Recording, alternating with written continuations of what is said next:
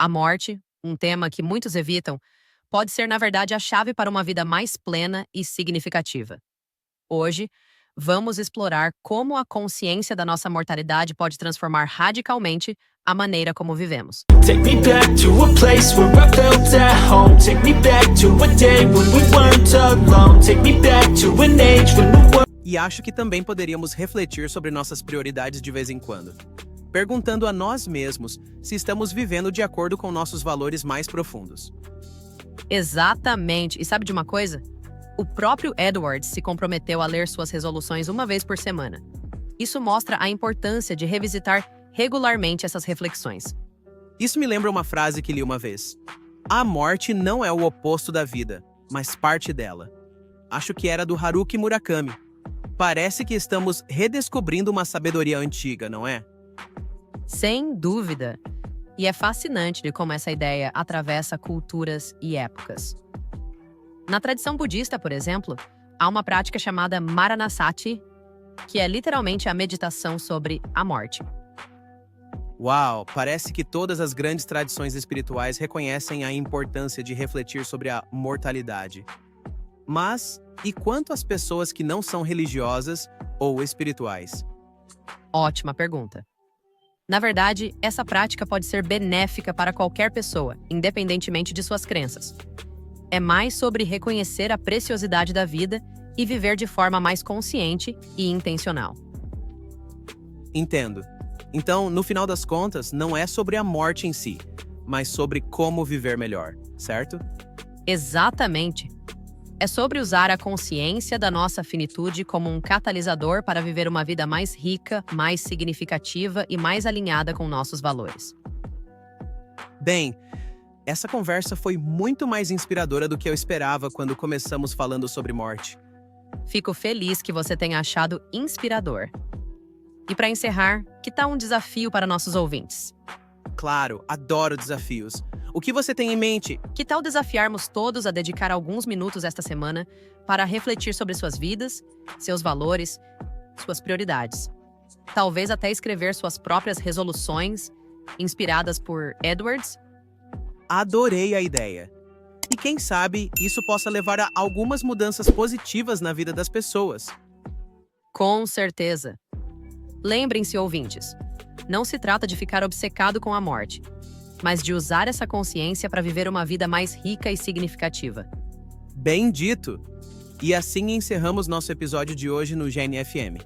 Espero que esta discussão tenha sido tão enriquecedora para vocês quanto foi para nós. Sim, e lembrem-se, cada dia é uma dádiva. Vivam no bem, amem profundamente e façam a diferença. Até mais. felt small. Way back before we blew it all. Take me back to a place where I felt at home. Take me back to a day when we weren't alone. Take me back to an age when the world felt small.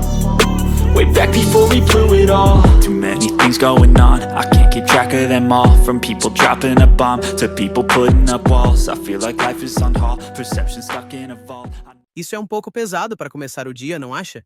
Mas estou curioso para saber mais. Bem, pode parecer pesado à primeira vista, mas prometo que nossa conversa será mais inspiradora do que sombria. Vamos mergulhar nas reflexões de Jonathan Edwards, um teólogo americano do século XVIII, que escreveu sobre esse tema quando tinha apenas 19 anos. Uau, 19 anos? Eu mal sabia o que queria comer no almoço nessa idade. O que exatamente ele escreveu? Edwards criou uma série de resoluções, e uma delas dizia: resolvi pensar e meditar bastante e em todas as ocasiões sobre minha própria morte e sobre circunstâncias relacionadas com a morte. Intenso, não é? Caramba, sim. Mas, qual era o objetivo disso? Não parece um pouco mórbido? Na verdade, não. A ideia não era ficar obcecado com a morte, mas usar essa consciência como uma ferramenta para viver melhor. Sabe aquela frase, viva cada dia como se fosse o último? É mais ou menos isso, só que levado muito a sério. Entendo. Então, é como se a consciência da morte nos ajudasse a valorizar mais a vida? Exatamente. E Edwards não estava sozinho nessa ideia.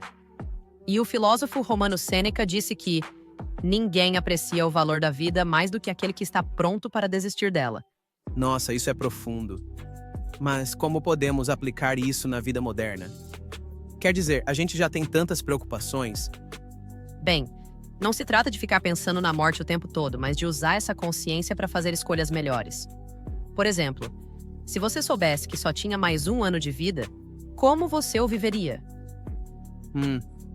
Acho que eu passaria mais tempo com minha família, viajaria para lugares que sempre quis conhecer.